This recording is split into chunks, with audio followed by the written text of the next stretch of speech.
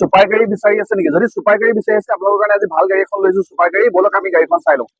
গাড়ীখন চাই লওক। চিল্কি চিলভাৰ কালাৰ, বৰ ধুনীয়া গাড়ী লৈ আহিছো। ভাল কণ্ডিশ্যনৰ গাড়ী লৈ আহিছো। বডি ধুনীয়াকে বনোৱা আছে। টায়াৰ চাই লওক, টায়াৰ কণ্ডিশ্যন বঢ়িয়া হৈ আছে। বডি চাই লওক, জালি বডি বনোৱা আছে বঢ়িয়াকে। যদি আপোনালোকে এখন গাড়ী পাততো ইউজ কৰিম বুলি ভাবিছে, পাততো ইউজ কৰিব পাৰিব, বা বেলেগ ধৰণে ইউজ কৰিম বুলি হ'লে কৰিব পাৰিব। আৰু স্প্ৰে টায়াৰ আনটাচ হৈ আছে। স্প্ৰে টায়াৰটো অকণমান দেখাবলৈ চেষ্টা কৰিম।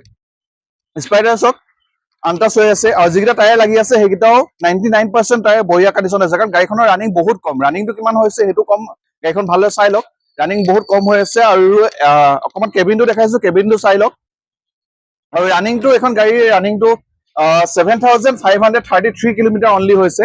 অকণমান অডোমিটাৰটো দেখাবলৈ চেষ্টা কৰিছো। চাই লওক, 7,533 কিলোমিটাৰ অনলি ৰানিং হৈছে। গাড়ীখনৰ কণ্ডিশ্যন বহুত ভাল কণ্ডিশ্যনৰ গাড়ী লৈ আছে। যদি চুপাৰ গাড়ী বিচাৰিছে তেতিয়াহ'লে এইখন নিশ্চয়কৈ আপোনালোকে চাব পাৰিব। আৰু এইখনৰ মডেলটো হৈছে ডিচেম্বৰ 2023। আমি আস্কিং প্ৰাইচ ৰাখিছো অনলি 530। নেগচিয়েশ্যন হৈ যাব।